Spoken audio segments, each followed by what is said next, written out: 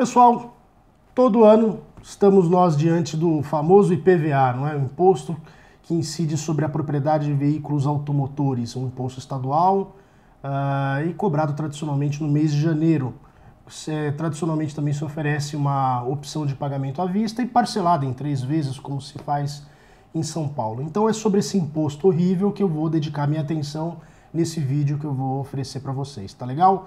Sigam o meu canal, cliquem na sinetinha para receber novidades e, por favor, indiquem esse canal para os seus amigos. Bom, ninguém fica feliz de pagar imposto, todos eles em princípio são ruins. No entanto, há despesas comuns que as pessoas devem partilhar num país, como se faz num condomínio de apartamentos, por exemplo. As pessoas têm as suas áreas, as áreas reservadas, as áreas privativas, mas também tem que pagar as despesas comuns, como você tem na segurança do prédio, portaria, eletricidade usada em elevadores, nas garagens, nos jardins, a própria manutenção de jardim, piscina, enfim. Essas despesas comuns, então, são custeadas com o valor que se cobra de condomínio. Os tributos também têm esse sentido de financiamento dessas despesas comuns às pessoas, como polícia, segurança pública em geral, saúde pública, educação pública. Então, algum nível de tributos nós temos que pagar mesmo.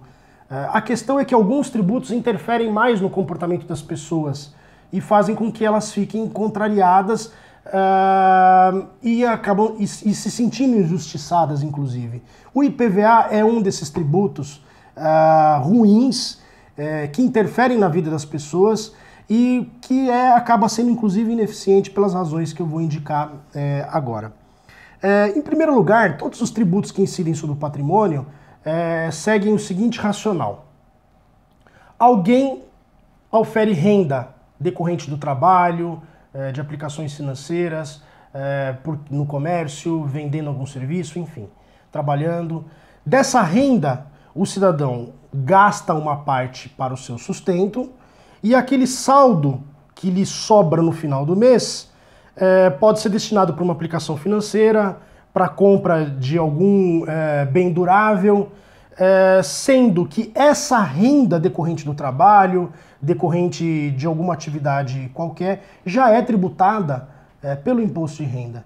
Então, quando você compra um bem que seja resultante do saldo das suas rendas, acontece o seguinte fenômeno: você já tem a tributação dessa renda pelo imposto de renda, depois você pega uma parte dessa renda acumulada, guardada, compra um determinado bem que seja um veículo, sendo que esse montante poupado destinado para comprar esse bem venha a ser tributado pelo IPVA, que seja, ou mesmo se for destinado esse saldo para compra de um imóvel, esse montante poupado vai ser tributado pelo IPTU, por exemplo.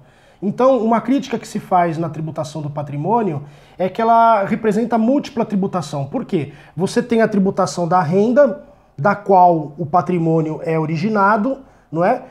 E depois você tem a tributação do patrimônio, incidindo, portanto, 2 vezes ou múltiplas vezes a tributação do patrimônio sobre a mesma base econômica poupada. Então essa é uma das críticas que se faz a tributos como o IPVA. Representam múltipla tributação da mesma base econômica. Mas não é somente isso. Você tem na tributação dos bens no Brasil toda a incidência nas etapas anteriores à venda ao consumidor final. Então você tem, antes do produto chegar ao consumidor final, a incidência de PIS, COFINS, IPI, ICMS. Portanto, quando você forma o preço de venda para consumidor final, você forma esse preço com base também nesses tributos que incidiram nas etapas anteriores. Depois, com esse preço de venda pago pelo consumidor final, vai haver a incidência de IPVA sobre esse montante, representando, portanto, múltipla incidência de tributos, no caso IPVA, sobre uma base que é formada por outros tributos, como ICMS, IPI, PIS e COFINS. Também uma outra razão para se dizer que o IPVA é um tributo antieconômico. Há outras razões que servem como crítica para o IPVA é o de que ele incide sobre bens que não geram renda. Então, quando você paga, por exemplo, imposto de renda sobre aluguéis, você entrega um pedaço dessa riqueza que você recebe a título de aluguéis para o Estado, a título de imposto de renda, dói menos no bolso das pessoas. Agora, qual é o sentido de você pagar imposto sobre um bem que não gera renda, como um veículo de passeio? E isso é particularmente crítico nas pessoas que têm baixa renda, porque elas vão ter que pagar imposto sobre um bem que só gera gasto e vai ter que tirar dinheiro de outras destinações que poderiam ser aplicadas e capacitar inclusive esse cidadão para gerar renda com investimentos em educação, por exemplo, do próprio dos filhos. Então a tributação de ativos que não geram rendas geram essa disfunção que pesa particularmente mais pesado nas pessoas que têm baixa renda e que também se utilizam de veículos. E se você disser, mas pessoas que têm baixa renda não deveriam ter veículos, deveriam utilizar transporte público, essa é uma visão autoritária de se enxergar a forma como as pessoas querem gastar o seu dinheiro. Não é fácil, por exemplo, a vida de alguém que tem família sem dispor de um automóvel. Por isso que o sonho de um casal pobre que tenha filhos e não tenha veículos é comprar o primeiro automóvel. Para quê? Para poder levar as crianças no colégio com mais facilidade, para poder fazer as compras no mercado, para levar os filhos para passear no fim de semana. Quem tem filho sabe o quanto é difícil você não dar uma opção de passeio no fim de semana para a criança, visitar um zoológico, um parque, ou visitar os parentes. Então, os veículos são particularmente importantes para as famílias, não é? De forma que o IPVA acaba castigando mais pesadamente as famílias mais pobres, não é? Ou até mesmo as pessoas que moram em bairros mais distantes e que não têm opções fáceis de veículos, de transporte nessas regiões, ou que trabalham em turnos da noite, de madrugada, e que não têm facilidade, portanto, de acessar veículos, transporte público nessa situação. Então o IPVA agrava a situação das pessoas mais pobres que moram em locais mais distantes também.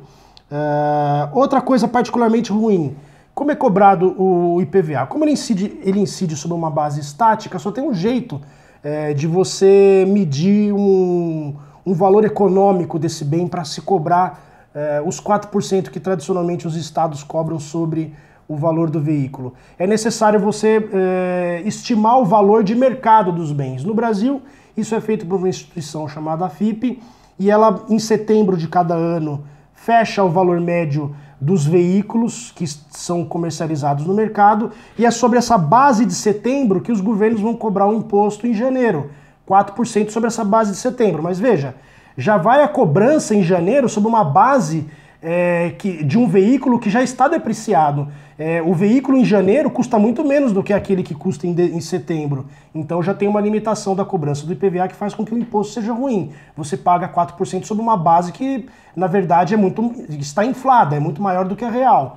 Outra circunstância, tenta vender um veículo pelo valor da tabela FIPE, você não consegue nunca. A tabela FIPE acaba sendo um valor inflado, enfim, tem a metodologia lá dessa instituição que é muito séria, mas é altamente criticável também por isso. Você acaba pagando 4% sobre uma base que não existe. Se você for em janeiro vender um veículo com base na tabela FIPE, de janeiro que seja, porque ela também é divulgada no site da FIPE mensalmente, você não consegue. Então você está pagando 4% sobre uma base duplamente inflada, porque ela é uma base de setembro, sendo que você está pagando em janeiro, e também uma base que você não realiza, porque você não consegue vender pelo valor tributado esse veículo em hipótese nenhuma.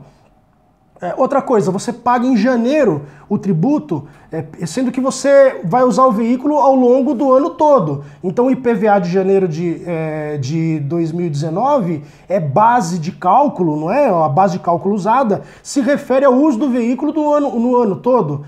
Tudo bem que o imposto incide sobre a propriedade, mas ele se refere a um ano inteiro. Seria eventualmente muito mais justo que você pudesse pagar todos os meses sobre uma base reajustada ao longo do ano.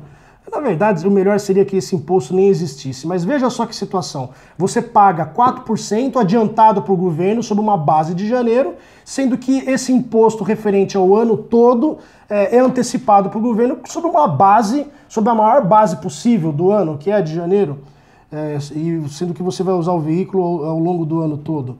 Então, mais uma razão para se criticar o IPVA. E outra razão também é que a arrecadação do IPVA nem é tão grande assim. É significativa para os estados, mas não é tão grande assim. Esse imposto poderia ser substituído por outro, mesmo que seja com um agravamento do ICMS, e geraria uma economia de trabalho para as pessoas, significativa, porque acaba atrapalhando a vida das pessoas que têm que ficar consultando o valor do veículo.